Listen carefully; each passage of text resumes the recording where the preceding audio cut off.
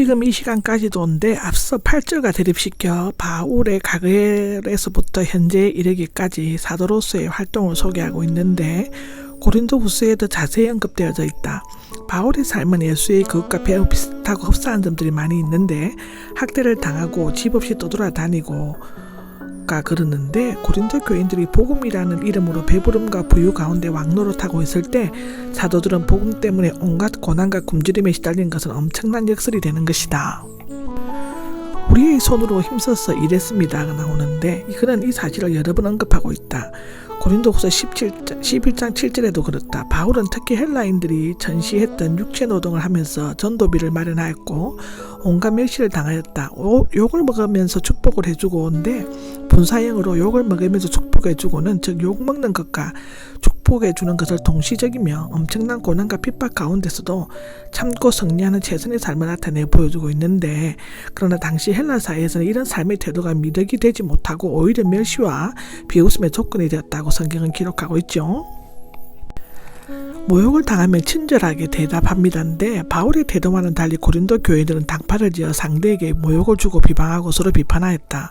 세상의 쓰레기 만물의 찌꺼기인데 세상의 쓰레기는 방 안을 청소해서 모은 먼지나 쓰레기들을 의미하고 여기에서는 세상을 더럽히고 오염시키는 먼지나 쓰레기와 같은 인간들을 가리키고 고대 로마에서는 먼지라는 말이 최대 모욕적인 말이었다고 하는데 만물의 찌꺼기는 사람의 몸이나 물건에서 밀어내는 더러운 때를 의미하는데 고대 아덴에서는 유행병이나 천재지변이 있을 때 신들의 노여움을 덜기 위해 세상에 더러운 것 만물의 찌꺼기라고 불리는 사형수나 행악자들을 바다에 던졌다고 한다. 14절에서 21절까지는 아버지와 같이 교회의 일치를 당부하였다인데 지금까지 사도의 입장에서 풍자적으로 책망한 바울은 이제 아버지와 같이 부드러운 어조로 사람들을 건면하고 있는 것이다. 여기 부끄럽게 하려는 것이 나오는데 지금까지 풍자적인 질책을 받고 고린도 교인들은 자신의 상태에 대해 부끄러움을 느꼈을 것이다. 그러나 바울은 그들을 부끄럽게 하려고 하는 것이 아니라 부모가 자식에게 하듯이 그들로 하여금 올바른 길로 돌아서도록 공개하라는 것이다. 15절에는 선생, 아버지가 나오는데 바울은 자신과 고린도 교회 사이에 특별한 관계를 선생과 아버지로 묘사를 하고 있다. 여기 선생은 아이와 인도자의 합성은 아버지의 지시에 따라 가정에서 자녀를 돌보며 학교에 데리고 다니면서 여러 가지를 가르치는 종을 가리키는데 1만 명은 많은 사람들이 스스로 교회의 지도자가로 자처하는 것을 말한다. 여러분은 낳았습니다인데 고린도 교인들은 지도하고 교육시킨 선생들은 많이 있었지만 복음을 전하는 일로 그들을 낳은 영적인 아버지는 바울이었다. 이 지위는 그 누구도 양보할 수 없는 그의 특권이요 자부심이었다고 갈라디아서 4장 19절에는 기록하고 있죠. 그러므로 나는 여러분에게 권합니다인데 간곡하면서도 애정 어린 권면인 것이고 사실상 고린도 교회는 아버지와 아들의 관계에 있기 때문에 교회가 아버지인 바울에게서 배우는 것은 당연한 것이다.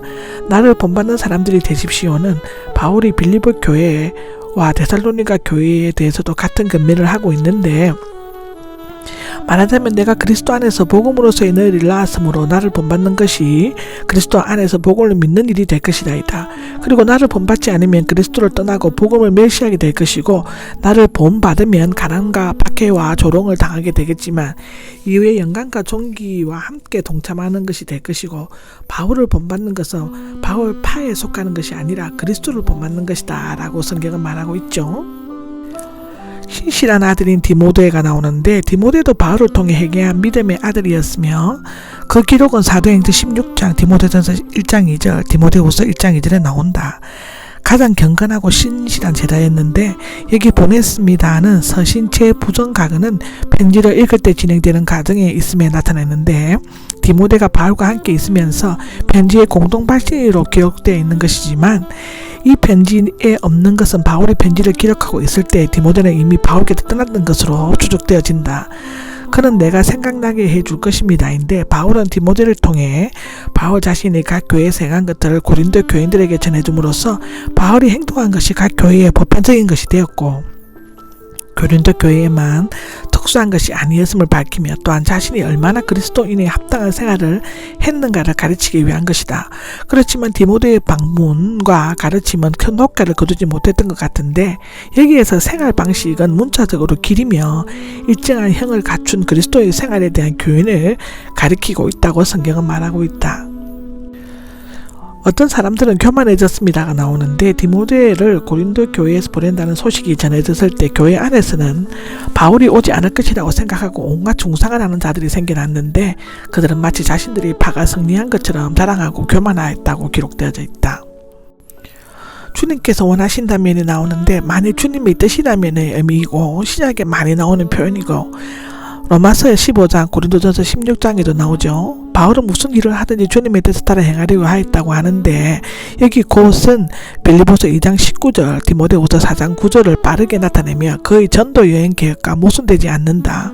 아마도 이때는 오순절이 가까웠을 때였을 것이고 말이 아니라 그의 능력인데 아마도 바울이 오지 않을 것이라고 떠들고 다닌 사람들은 말을 잘하는 웅변가들이었거나 아볼로파에 속한 사람들이었을 것이다. 말과 능력을 비교하는 것은 성령의 인도하심을 중시하는 바울을 이해하는 데 있어서 매우 중요한 요소이기도 하고 여기의 능력은 기적을 행하는 능력이 아니라 사람들의 믿음과 그리스도 안에 있는 생활로 인도하는 능력을 의미한다고 한다. 하나님의 나라가 나오는데 미래적인 하나님의 나라는 종말 메시아 왕국으로서 성도의 구원이 최종적으로 이루어지는 곳이고 현재적인 하나님의 나라는 정신적인 나라이며 구원받은 성도의 마음에 실현되고 하나님의 나라가 지배되는 곳이다라고 누가복음 17장 21절에는 말하고 있다. 이런 하나님의 나라의 절대적 평안과 영광으로 가득 차 있으며 마리아는 하나님의 능력으로 세워진다고 한다.